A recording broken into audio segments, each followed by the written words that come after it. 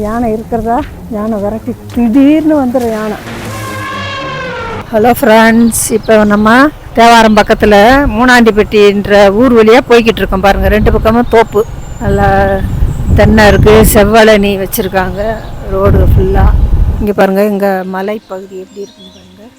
கரடு மலை ரொம்ப பக்கம். இந்த மேற்கு தொடர்ச்சி மலை. இது ஓடை, தண்ணி போகிற ஓடை.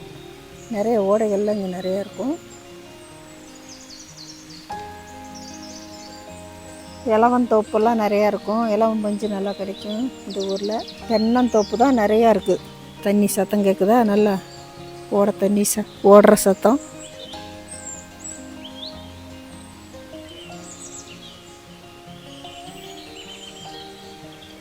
இந்த ரங்கநாதன் கோயிலுக்கு போகிறதுக்கு போகிற வழியில் பார்த்தீங்கன்னா 2 ஓடை போகுது. ஓடை தண்ணியில் காலை வச்சு தான் நம்ம போக முடியும்.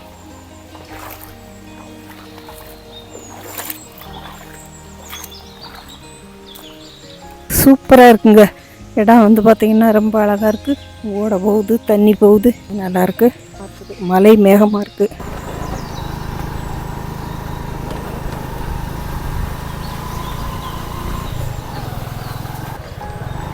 கீழே இருக்கா மேலே? கரெக்டுறாங்கனாதே புரட்டாசி மாதத்தில் போவாங்க.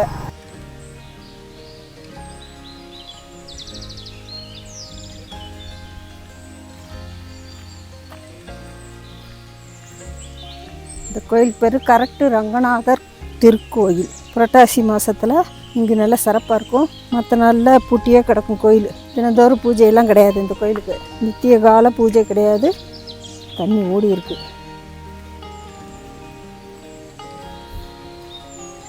இந்த கோயிலுக்கு வரணும்னு ரொம்ப நாள் ஆசை. இந்த சேனலுக்காக பார்க்கணும் அப்படின்ட்டு ஒரு நிலை வந்துருச்சு பாருங்க. இதுதான் கரெக்டு ரங்கநாதர் திருக்கோயில். பாருங்க, மலை அடிவாரத்தில் இந்த கோயில் அமைஞ்சிருக்கு. இங்கெல்லாம் வந்து யாருமே வரமாட்டாங்க. ஆட்கள் கூட்டமாக வரணும். யானைக்கு பயந்துக்கிட்டு யாரும் வரமாட்டாங்க.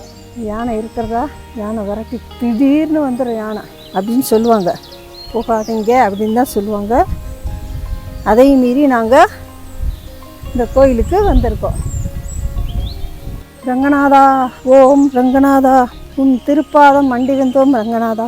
ரங்கநாதா, எல்லாரையும் காப்பாற்றுங்க. மூச்சு வாங்குது இந்த கோயில்.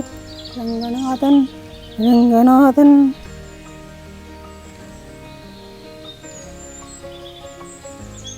புரட்டாசி சனிக்கிழமையில தான் இங்கே சிறப்பாக இருக்குமா. நிசப்தமாக இருக்குது. ஆனால் எல்லா இடமும் பச்சை பசேல்னு இருக்குது.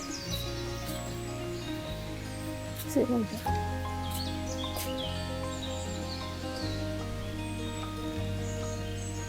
இப்போ கோயிலை பார்த்தாச்சு, திரும்பிக்கிட்டு இருக்கோம். மூலஸ்தானத்தை பார்க்க முடியல. ஞாயிற்றுக்கிழமை திறப்பாங்களாம். அப்புறம் மற்ற நாளில் பார்த்தீங்கன்னா புரட்டாசி மாதம் தான் சிறப்பாக இருக்குமா இந்த கோயிலை பார்த்து திரும்பி வந்துக்கிட்டு இருக்கோம்.